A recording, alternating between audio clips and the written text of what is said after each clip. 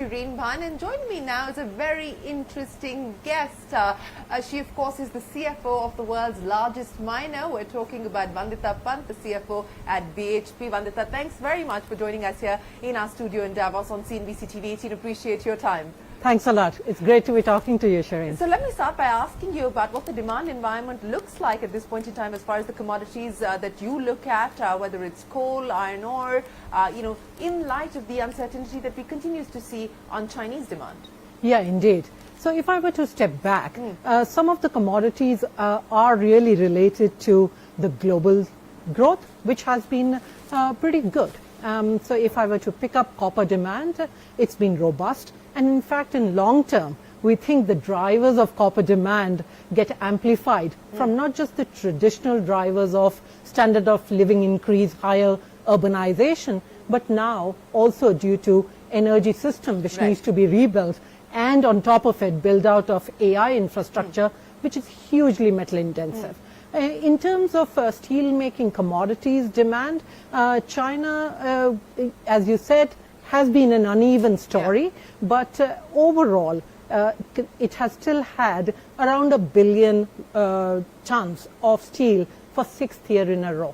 And for metallurgical coal, which is steel making coal, India with its production of 140 million tons of steel coming from 100 million tons a couple of years back means that metallurgical coal demand has been pretty solid. So over long term, I do think that the commodities that the world needs to develop, to decarbonize, to digitize, have a very positive trajectory, in fact, of a scale that we have never seen before.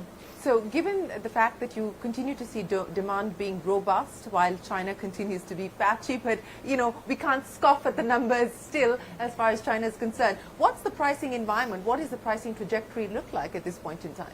So iron ore would be a balanced kind of a market, but over a period of time, we have been saying for a very long time that over a longer period of time, the China steel does plateau, as has happened in almost every economy as it has transitioned through its development phases. And as it starts to plateau, for BHP, which is the lowest cost producer of iron ore in the world for 4th year in a row, it's a fantastic place to be. So it will remain a very, very interesting and a hugely attractive market for us. Copper is a very different story. Till about 2050, based on the amplification because of decarbonization and AI, we think the copper demand will grow by 70%. Wow. Just over the next 10 years, Shereen, we will need an investment of $250 billion just for copper to keep pace with what the world needs. And it's a fantastic position for BHP because we are the largest or second largest producer of copper, depending on the measure you choose, and the largest holder of endowment of copper in the world. So, you spoke about the investment number that is required. What do you foresee in the near term in terms of additional incremental investments that you will need to make? What are you looking at?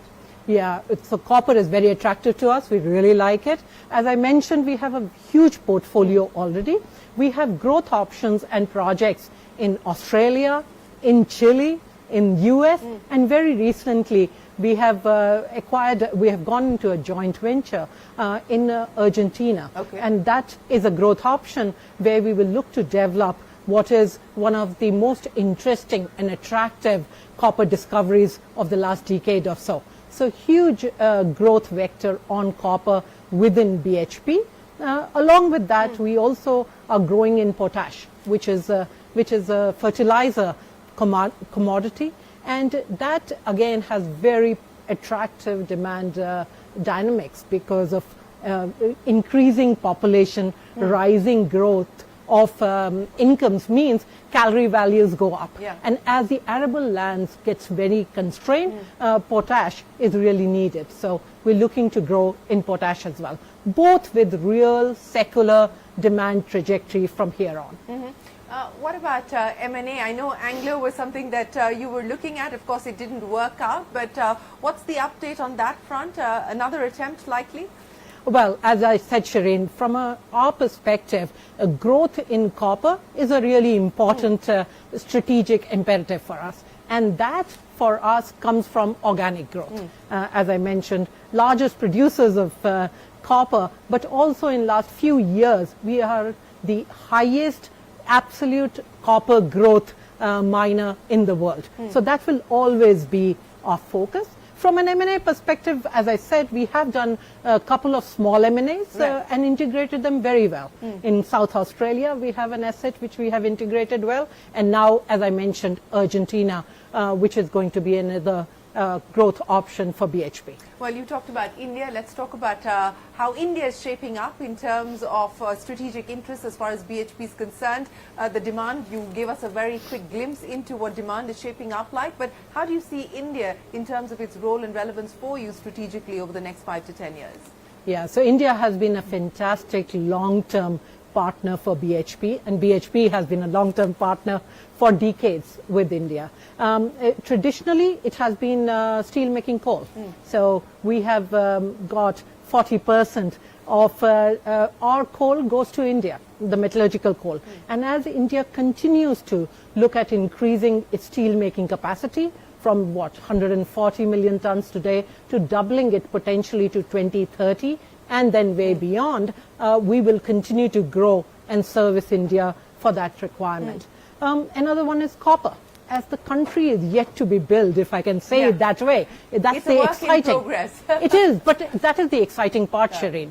Growth is only one-way trajectory. Infrastructure yet to be done. Copper is the pervasive commodity needed. And right now, we are already the largest suppliers of copper concentrate to India, and we see by our estimates that demand growing by 5x, 5 times by 2050. So, and we are also partnering with lots of our customers in India, steel making partners, for example, around low carbon emission technologies. So either it is for the growth or for decarbonization aspirations of India. I think BHP and India will continue to have a very symbiotic and strategic relationship. What's the likely impact of Trump 2.0 as far as the commodity markets are concerned? How are you factoring this in? So if I were to say one thing which is very bipartisan in the US is the need for focus on critical minerals and more investment in that.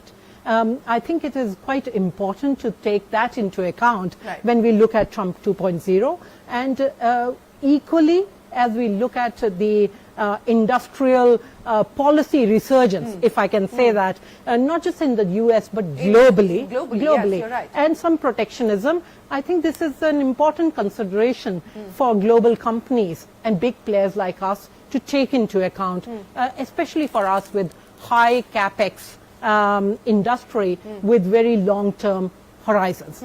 But if I were to take it back to what does it mean? Does it push you to press the pause button till you have clarity on how things like tariffs, etc. work out, or? There's a lot to play here, Shereen, and I don't think the world or any stakeholder will require BHP to pause on aspirations for growth. And that is because it is so critical, be it for growth, be it for AI build-out, as in we are forecasting that from less than 1% of copper going to AI data centers today, it will be around 6 to 7%, 6-7-fold increase by 2050, and same for decarbonization.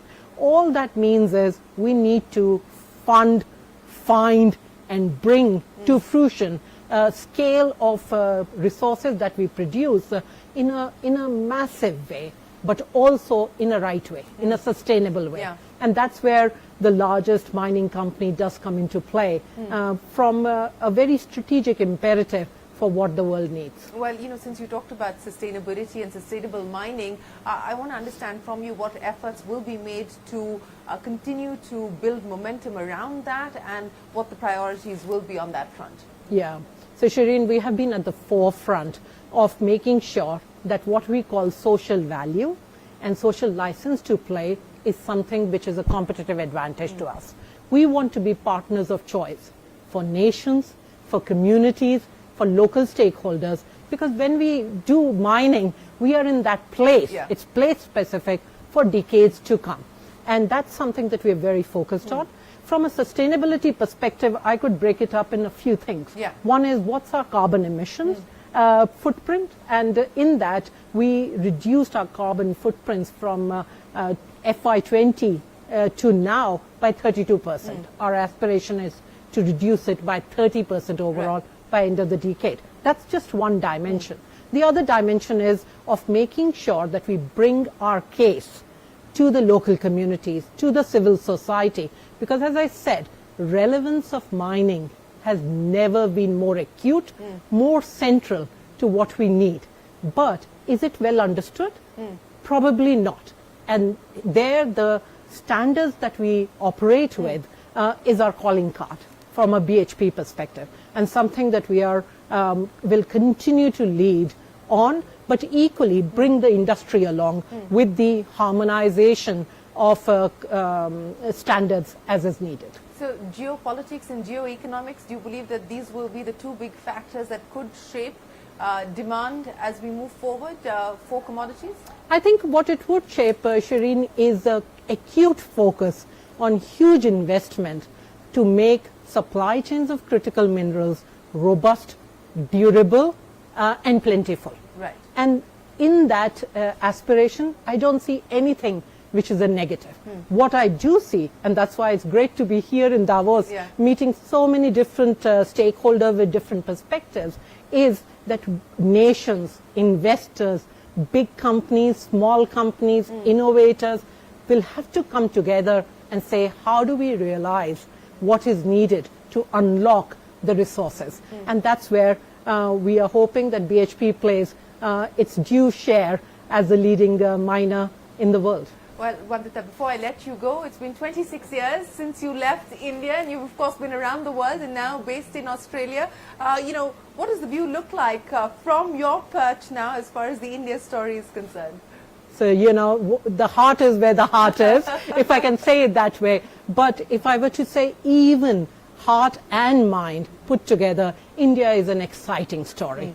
The trajectory is secular on one end, and I'm hoping professionally as well as otherwise, I'll be able to be cheerleading the country, but also contribute to what needs to happen through the business that BHP does with Indian customers. Well, we hope you continue to cheerlead the country inside and outside of India. But Vandita, it's been an absolute pleasure. Thank you very much for joining us and giving us a quick snapshot of what the world looks like in 2025. Appreciate your time, and we wish you the very best of luck. Thank you. Very nice talking to you, Well, Shereen. with that, it is time for us to wrap up our conversation here, but lots more will continue, so stay tuned to CNBC TV18. We're back in a moment right after this very short break. Thank you so much. Thank you. Did you get what you needed, Yes, that was Shereen? wonderful. Thank you very, very much. Not Thank at all. Are you